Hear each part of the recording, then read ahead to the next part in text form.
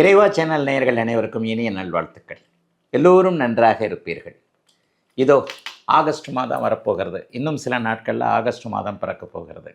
ரிஷபம், ரிஷபராசிக்காரர்களுக்கு 5ஆம் இடத்துல ஆகஸ்ட் மாதம் 1ஆம் தேதியே சுக்கிரன் நீச்சத்தை அடைகிறார்.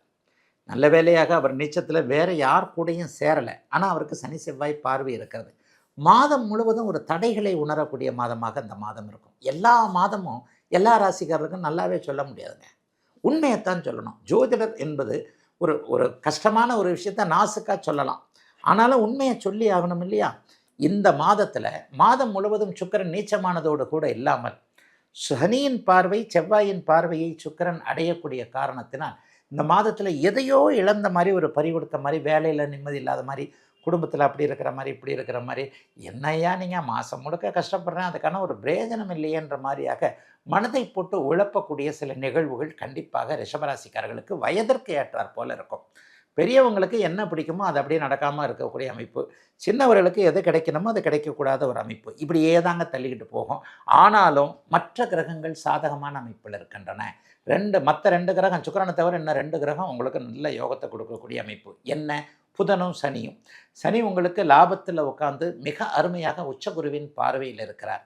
பாக்கியஸ்தானமும் 11ஆம் இடமும் 7ஆம் இடமும் இப்போது அருமையாக இருக்கிறது. ஆகவே குடும்பத்தில் ஒரு குடும்ப தலைவர், ஆணுக்கோ பெண்ணுக்கோ, ரிஷபராசின்னு வச்சுக்கோங்க, கணவன் மனைவி உறவு நல்லா இருக்கும். நீங்கள் தவற விட்ட, நீங்கள் செய்யாமல் விட்ட ஒரு சில விஷயங்களை மனைவி ஃபேஸ் பண்ணுவது, அவர்கள் அதை நிரப்புவது, அதை அவர்கள் சமப்படுத்துவது போன்ற விஷயங்கள், கணவனால் மனைவிக்கும் மனைவியால் கணவனுக்கும் இருந்து வந்த சங்கடங்கள் விலகக்கூடிய தன்மை, கல்யாணம் ஆகாதவங்களுக்கு காதலன் காதலி உறவுகள் சிறப்பாக இருக்கக்கூடிய தன்மை, உன்னால் முடியல நான் செஞ்சுட்டேன் கம்னுன்ற மாதிரியான விஷயங்கள். ஐயா எனக்கு லவ்வெல்லாம் பண்ண தெரியாதுங்க, ஃப்ரெண்டாவது உதவுவாருங்க. தனிமையில் தனியாலாம் யாரும் எதையும் இது பண்ண முடியாதுல்ல. வாழ்க்கையில் படிக்கணும்னு வந்துட்டால் பக்கத்து பெஞ்சில் ஒருத்தர் இருக்கிறாரு, வேலை செய்யணும்னு வந்துட்டால் பக்கத்து சீட்டில் ஒருத்தர் இருக்கிறாரு. அம்மா அப்பாவால் பிறக்கிறோம், நண்பர்களால், கணவன் மனைவி போன்ற உறவுகளால் தான் வாழ்கிறோம் இல்லையா? அப்போ உங்களை தாண்டிய உறவுகள், நட்புகள் கை கொடுக்கக்கூடிய நல்ல மாதமாக இந்த மாதம் அமைஞ்சிருக்குங்க. சிலருக்கு விருப்பம் இல்லாத பயணங்கள் அமையும். இது ஒன்று தான். ஏன்டா நான் தான் போகணுமா, ஆஃபீஸில் இருக்கட்டும் வீட்டில் இருக்கட்டும் நீ தான் போய் ஆகணுன்ற மாதிரி சில விஷயங்களை உங்களை கொஞ்சம் கம்பல் பண்ணுவாங்க. விருப்பமில்லாத பயணங்கள், விருப்பமில்லாத அலைச்சல்கள். இன்னும் சிலருக்கு பார்த்திங்கன்னா பிறந்த ஜாதக அமைப்பிற்கு ஏற்றாற் போல் கையில் சாப்பாடை வச்சுக்கிட்டு இருக்கிறேன், எடுத்து சாப்பிட்றதுக்கு தான் இடம் இல்லை. பைக்கில் போகிறீங்க, சாப்பாடை வச்சுருக்கிறீங்க, ரோட்டில் என்னென்னு சாப்பிட முடியும் வெட்ட வெளி வெயிலில்? ஒரு மரத்து நல்லலையாவது நின்றுக்கிட்டா சாப்பிடணும் இல்லையா? அந்த சாப்பிடக்கூட முடியாத அளவிற்கு, மதிய சாப்பாட்டை எடுத்து சாப்பிடக்கூட முடியாத அளவிற்கு அலைச்சல்கள் இருக்கக்கூடிய மாதமாக இருக்கும். ஆனால் ஃபினான்ஷியலாக நல்லா இருப்பீங்க. ஏன்னா 2ஆம் அதிபதி சுபத்துவமாகிறார். 11ஆம் அதிபதியும் 2, 11ஆம் இடங்கள் அதிபதிகளோடு வெகு வலிமையாக குறு தொடர்பு கொள்வது, அவரே 11ஆம் அதிபதியாக உச்சமாக இருப்பது என்பது மிகப்பெரிய யோக கொடுப்பினை.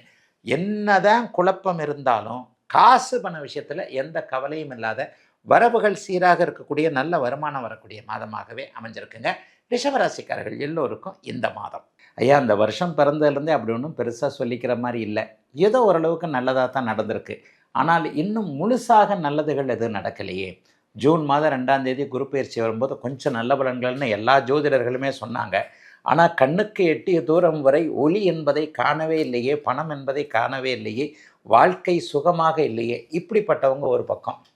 ஆனால் எவ்வளவோ கஷ்டப்பட்டேன் இப்போ கொஞ்சம் பரவாயில்ல அப்படின்றவங்க ஒரு பக்கம். இன்னும் சில பேரை பார்த்திங்கன்னா போன வருஷம்தாங்க நல்லா இருந்தேன், உண்மையை சொல்லப்போனால் ஒரு 4 காசை கண்ணில் பார்க்க முடிஞ்சது, அல்லது வேலை நல்லா இருந்தது, தொழில் நல்லா இருந்தது, குடும்பம் நல்லா இருந்தது, இந்த வருஷம் என்னமோ அப்படி ஆயிடுச்சு இப்படி ஆயிடுச்சு. இந்த மாதிரியாக மனிதர்கள் பலதரப்பட்ட விதங்களில் சுகங்களையும் சோகங்களையும் அனுபவிக்கிறார்கள், சிலர் சேர்த்தே அனுபவிக்கிறார்கள். ஆக ஜூலை மாதத்திற்கு அடுத்து இந்த ஆகஸ்ட் மாதம் ஏதாவது ஒரு நல்ல பலன்களை தருமா? நான் அடிக்கடி சொல்லுவேன், இந்த வருடாந்திர கிரகங்கள்னு சொல்லப்படக்கூடிய குரு, சனி, ராகு, கேது, இந்த 4 கிரகங்கள் வருட பலன்கள் எப்படி இருக்கும் அப்படிங்கிறத ஒரு ஜோதிடத்தின் மூலமாக தீர்மானிக்கிறோம். குரு இந்த தடவை உச்சமாக இருக்கிறாரு, சனி உச்சகுருவின் பார்வையில் இருக்கிறாரு, ராகு கேதுக்கள் இன்னும் ஒரு டிசம்பர் மாதம் முதல் வாரம் வரைக்கும் மாறவே மாட்டாங்க. இந்த ஆகஸ்ட் மாதம் குரு பயிற்சியோ சனி பயிற்சியோ ராகு கேது பயிற்சியோ கிடையவே கிடையாது. ஆனால் மாத கிரகங்கள் அப்படிங்கிறது தான் இதை தீர்மானிக்குது. மாத கிரகங்களில் மிக முக்கியமானது சூரியன். சூரியனை வச்சு தான் மாதமே பிறக்குது. தமிழ் மாதம் பிறக்கிறது சூரியனை வச்சு. தமிழ் மாதம் முதல் தேதி அன்றைக்கு சூரியன் ஒரு ராசிக்குள் நுழைவார். அதுதான் அந்த அவர் நுழையிறது தான் ராசியே. இந்த வருஷ தமிழ் மாதத்துடைய முதல் தேதி கடைசி தேதி அன்னைக்கு அடுத்த ராசிக்கு அவர் போயிடுவார், அடுத்த மாதம் முதல் தேதி அன்றைக்கு. அதே மாதிரி 20-25 நாட்களுக்கு ஒரு முறை மாறக்கூடியது சுக்கிரன் புதன், 45 நாட்களுக்கு ஒரு முறை மாறக்கூடியது அந்த செவ்வாய். இந்த 4 கிரகங்களுடைய இயக்கங்களை வைத்துத்தான் மாத பலன்கள் சொல்லப்படுகின்றன. ஐயா, ஆகஸ்ட் மாதம் ஏதாவது இந்த மாதத்தில் இந்த சுக்கிரன், செவ்வாய், புதன், சூரியன் இவைகளில் விசேஷமாக ஏதாவது இருக்குதா அப்படின்னு பார்த்தா ஆமாங்க, இருக்குதுங்க. ஆகஸ்ட் மாதம் 1ஆம் தேதி சுக்கிரன் நீச்சத்தை அடைகிறார். இந்த மாதம் முழுவதும் சுக்கிரன் நீச்சத்தை அடைவார். சுக்கிரன் நீச்சத்தை அடையக்கூடியது ரிஷப, துலாம் லக்னக்கார ராசிக்காரர்களுக்கு லேசாக கொஞ்சம் ஒரு மாதிரி எறும்பு அடிக்கிற மாதிரி இருக்குன்னுவாங்கள்ல, அந்த மாதிரி ஒரு சின்ன சின்ன நெகட்டிவான அமைப்புகளை, எண்ணங்களை, சில தடைகளை, தாமதங்களை கொடுத்தே தீரும். ஏன்னா உங்களுக்கு ராசிநாதன் அவர் தான், ரிஷப துலாம் ராசிக்காரர்களுக்கு. ஆக மாதம் முழுவதும் சுக்கிரன் நீச்சம் என்கின்ற ஒரு அமைப்பில் இருக்கிறார். இதனை எடுத்து பார்த்தீங்கன்னா ஆகஸ்ட் மாதம் 2ஆம் தேதியே இப்போது இருக்கக்கூடிய ரிஷப வீட்டிலிருந்து, சுக்கிரனுடைய வீட்டிலிருந்து புதனுடைய வீட்டிற்கு, மிதுன வீட்டிற்கு செவ்வாய் மாறுகிறார். தன்னுடைய ஒரு வீட்டிற்கு 3ஆம் இடத்துலையும் ஒரு வீட்டிற்கு 8ஆம் இடத்துலையும் மாறுகிறார். இந்த அமைப்பையும் பார்த்தீங்கன்னா ஒரு ராசிக்கு ஒரு மாதிரியாகும், இன்னொரு ராசிக்கு ஒரு மாதிரியாகும். அதாவது இந்த ஆகஸ்ட் மாதம் முழுமைக்கும் மிதுன வீட்டில் செவ்வாயும், கன்னி வீட்டில் நீச்ச நிலையில் இருக்கக்கூடிய அமைப்புகளில் சுக்கிரனும் இருப்பார்கள். இதனையடுத்து ஆகஸ்ட் மாதம் முதல் வாரம் 5ஆம் தேதியோ 6ஆம் தேதியோ நினைக்கிறேன், புதன் இப்போது இருக்கக்கூடிய ஆட்சி நிலையிலிருந்து கடகத்திற்கு மாறி குருவோடு சேருகிறார். இது ஒரு மிகப்பெரிய யோகம்.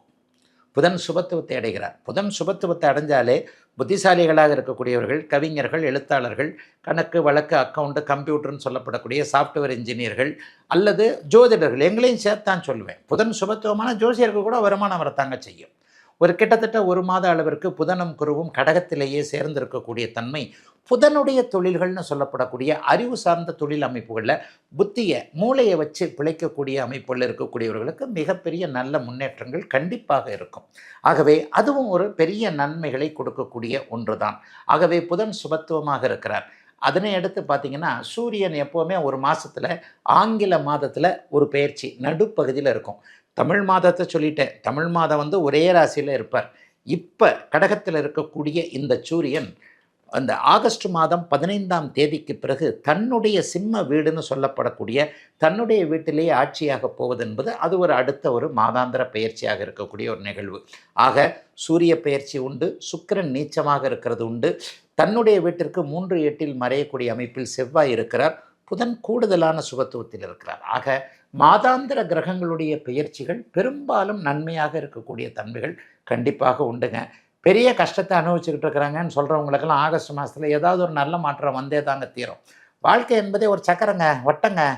வட்டத்தில் பார்த்திங்கன்னா மேலே இருக்கிறது கீழே வரும், கீழே இருக்கிறது மேலே போகும். கஷ்டப்படுறவங்க ஒரு நாள் நல்லா இருப்பாங்க, நல்லா இருக்கிறவங்களுக்கு ஒரு சின்ன சின்ன தடைகள் வரும், மறுபடியும் அவங்க நல்லா இருப்பாங்கன்ற மாதிரி வாழ்க்கை ஒரு வட்டம் என்பதாகத்தான் இந்த மாத பலன்களை நம்ம புரிஞ்சிக்க முடியும். ஆகவே ஆகஸ்ட் மாதம் பெரும்பாலான ஒரு நல்ல அமைப்புகள் 12 ராசிக்காரர்களில் சோதனைகளை அனுபவித்து கொண்டிருப்பவர்களுக்கு சின்ன சின்ன நல்ல மாற்றங்களை கொடுத்தே தீரும் என்பதுதான் உண்மை.